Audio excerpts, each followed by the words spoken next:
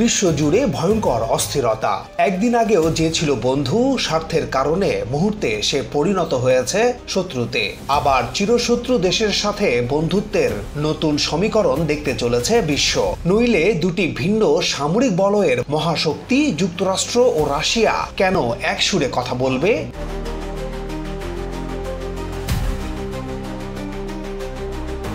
এদিকে রাশিয়াকে কাছে টেনে পুরো ইউরোপকে দূরে ঠেলে দিয়েছে আমেরিকা।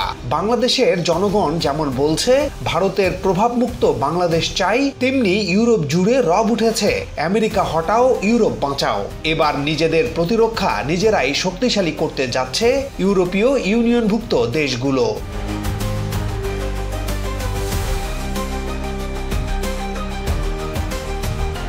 বিশ্ব ভূ রাজনীতির এই জটিল সময়ে বাংলাদেশ তার গুরুত্ব ও মর্যাদা সমুন্নত রেখেই এগিয়ে যাচ্ছে। ডক্টর ইউনূস অন্তর্বর্তী সরকারের প্রধান উপদেষ্টার দায়িত্ব নেয়ার পর প্রথমবারের মতো দ্বিপাক্ষিক সফরে চীন যাচ্ছেন। চীনের প্রেসিডেন্ট শি জিনপিং এর বিশেষ আমন্ত্রণে আগামী ২৬ মার্চ বেইজিং যাচ্ছেন তিনি।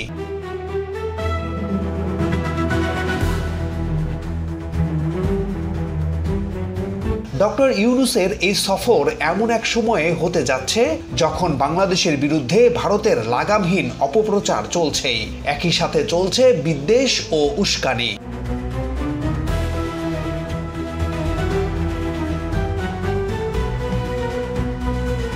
গত জানুয়ারি থেকে ভারত বাংলাদেশের সঙ্গে থাকা প্রায় ৪,১০০ কিলোমিটার দীর্ঘ সীমান্তে নতুন করে কাঁটাতারের বেড়া নির্মাণ শুরু করে। আন্তর্জাতিক সীমানা আইন অনুযায়ী দুই দেশের সীমানা পিলার হতে ১৫০ গজের ভেতরে কোনো ধরনের অবকাঠামো নির্মাণ করতে হলে দুই দেশের অনুমতি প্রয়োজন। ভারত এসব নিয়ম ও আইন উপেক্ষা করে বিরতিহীনভাবে সীমান্তে উস্কানি দিয়ে চলেছে। কখনো স্থানীয় জনতার তাড়া খেয়ে, আবার কখনো বিজিবির বাধায় বেড়া নির্মাণ ফেলে পালিয়ে যাচ্ছে ভারতের সীমান্তরক্ষী বাহিনী।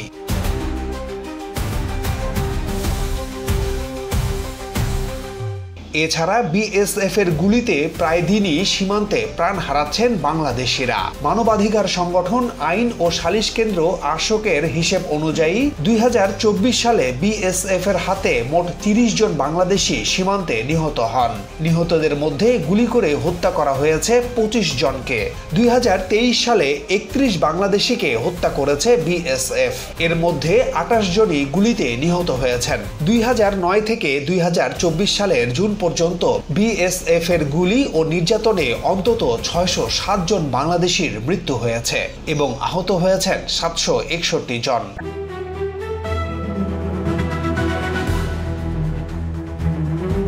গত আগস্টে অন্তর্বর্তী সরকার দায়িত্ব নেয়ার পর বাংলাদেশের সীমান্তরক্ষী বাহিনী বিজিবি ভারতের সীমান্তরক্ষী বাহিনী বিএসএফ কে সীমান্ত হত্যা বন্ধে কড়া প্রতিবাদ জানালেও কিছুতেই থামছে না বিএসএফ এর গুলি। গত ৭ মাসে অন্তত ১০ জনের মৃত্যু হয়েছে বিএসএফ এর গুলিতে।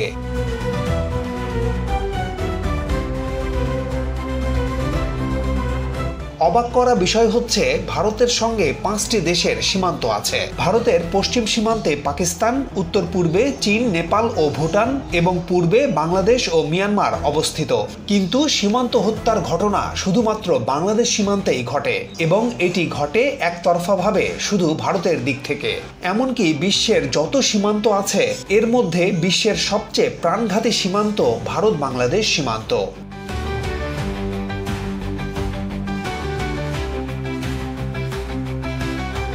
সাম্প্রতিক সময়ে ভারত বাংলাদেশ উত্তেজনার আরেকটি কারণ হিসেবে আবির্ভূত হয়েছে মার্কিন জাতীয় গোয়েন্দা সংস্থার পরিচালক তুলসী গ্যাবার্ডের মন্তব্য।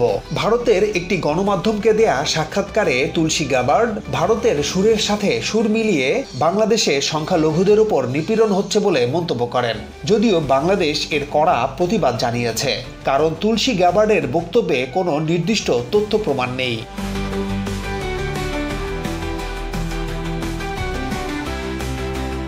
ফলে বাংলাদেশ নিয়ে ভারত কেন্দ্রিক নানামুখী অপপ্রচার ও বিদ্বেষ যখন চলমান, তখন ডক্টর ইউনূসকে উষ্ণ অভ্যর্থনা জানাতে প্রস্তুতি নিচ্ছে চীন। চীনের সমর্থন ইউনূস প্রশাসনের আন্তর্জাতিক কূটনৈতিক গ্রহণযোগ্যতা যেমন বাড়াবে, তেমনি মোদির কপালে বাড়াবে চিন্তার ছাপ।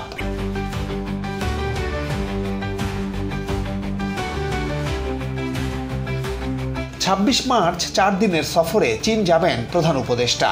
ধারণা করা হচ্ছে বিশেষ বিমান পাঠিয়ে ডক্টর ইউনুসকে বেইজিং নিয়ে যাবেন শি জিনপিং। প্রধান উপদেষ্টার প্রেস উইংয়ের তথ্য মতে ডক্টর ইউনুস আগামী 27 মার্চ চীনের হাইনান প্রদেশে বোয়াও ফোরাম ফর এশিয়ার উদ্বোধনী অধিবেশনে ভাষণ দেবেন। 28 মার্চ চীনের রাজধানী বেইজিংয়ে দেশটির প্রেসিডেন্ট শি জিনপিং এর সঙ্গে বৈঠক করবেন ডক্টর ইউনুস।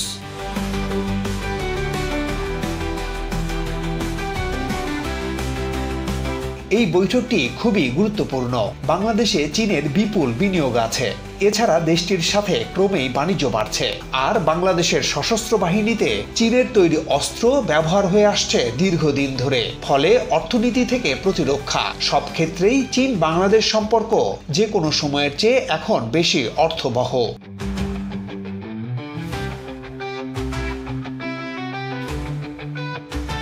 শি জিনপিং এর সাথে বৈঠকে চীনের বিনিয়োগ নিশ্চিত করাও ডক্টর ইউনুসের আলোচনার অন্যতম প্রধান বিষয় হবে বলে আশা করা হচ্ছে। 2006 সালে চীন ভারতকে ছাড়িয়ে বাংলাদেশের সর্ববৃহৎ বাণিজ্যিক অংশীদারে পরিণত হয়। 2023 সালে দুই দেশের মধ্যে বাণিজ্যের পরিমাণ ছিল 24 বিলিয়ন মার্কিন ডলার, যার মধ্যে 22.88 বিলিয়ন ডলারই ছিল চীনা রপ্তানি।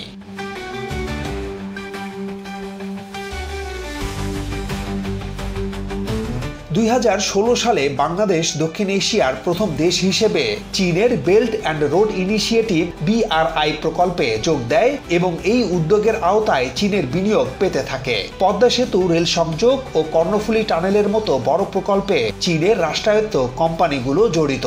এখন মোংলা বন্দর সম্প্রসারণের জন্য চীনের ঋণ চাইছে ঢাকা।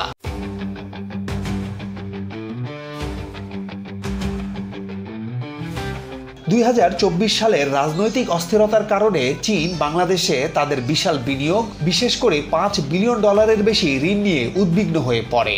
ডক্টর ইউনুস বেইজিংকে আশ্বস্ত করতে চাইবেন যে রাজনৈতিক পট পরিবর্তন হলেও বাংলাদেশে চীনের অর্থনৈতিক ও কৌশলগত স্বার্থ নিরাপদ আছে। বিশ্লেষকেরা বলছেন ডক্টর ইউনুস শেখ হাসিনার শাসনামলে চীনের সঙ্গে স্বাক্ষরিত কিছু গুরুত্বপূর্ণ চুক্তির অগ্রগতি নিয়েও আলোচনা করতে পারেন।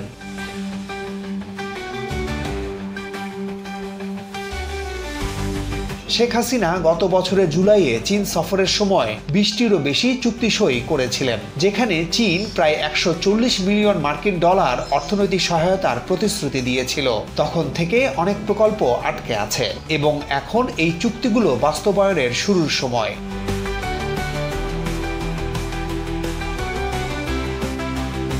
ডক্টর ইউনুস ও শি জিনপিং এর বৈঠকে তিস্তা নদী ব্যবস্থাপনার বিষয়টিও গুরুত্বপূর্ণ অংশ হতে পারে বলে ধারণা করছেন অনেক বিশ্লেষক। দীর্ঘদিন ধরেই দেশটির রাষ্ট্রীয় প্রতিষ্ঠান পাওয়ার চায়না তিস্তা প্রকল্প নিয়ে লেগে আছে। বর্তমানে তারা লালমনিরহাট সহ উত্তরের জেলাগুলোতে জনমত যাচাই করছে। এই প্রকল্প নিয়ে স্থানীয় জনগণের মতামত গ্রহণ করছে সরকারও। বাংলাদেশের জনগণের জন্য তিস্তা প্রকল্প বাস্তবায়ন যেমন সময়ের দাবি, তেমনি চীন ভারত বাংলাদেশ সম্পর্কের মধ্যে ভূ রাজনৈতিক প্রতিদ্বন্দ্বিতার প্রতিফলনও তিস্তা প্রকল্প। ডক্টর ইউনুসের চীন সফরে দুই শীর্ষ নেতার বৈঠকে তিস্তা মহাপরিকল্পনা আলোচনায় থাকা স্বাভাবিক।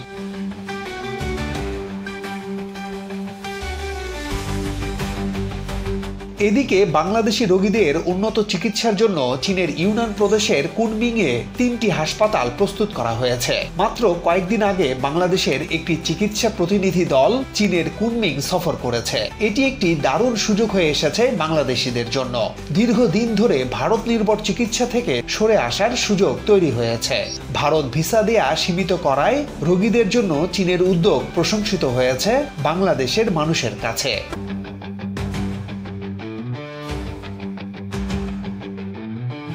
বাংলাদেশ সরকার ও জনগণের কাছ থেকে ক্রমশ দূরে সরে যাচ্ছে ভারত, আর ভারত যত দূরে যাচ্ছে ততই বাংলাদেশের জন্য বুক পেতে দিতে প্রস্তুত চীন। বাংলাদেশ, চীন ও পাকিস্তানের ভূ রাজনৈতিক কৌশলের কাছে কোণঠাসা হতে হতে ভারত এখন আফগানিস্তানের তালেবানের দিকে তাকিয়ে আছে। এদিকে বাংলাদেশের পর্যটক ও রোগী না পেয়ে, বাংলাদেশের সাথে বাণিজ্য করতে না পেরে ভয়াবহ অর্থনৈতিক সংকট দেখা দিয়েছে ভারতের পশ্চিমবঙ্গ সহ বিভিন্ন রাজ্যে।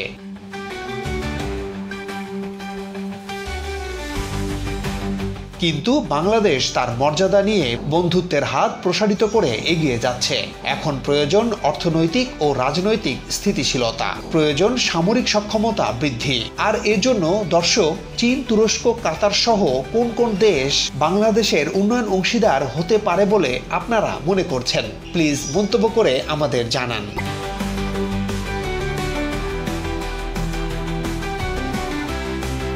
আজ এই পর্যন্তই, আবারও দেখা হবে নতুন কোনো প্রতিবেদনে। সবাই ভালো থাকুন, সাবস্ক্রাইব করে আমাদের সাথে থাকুন।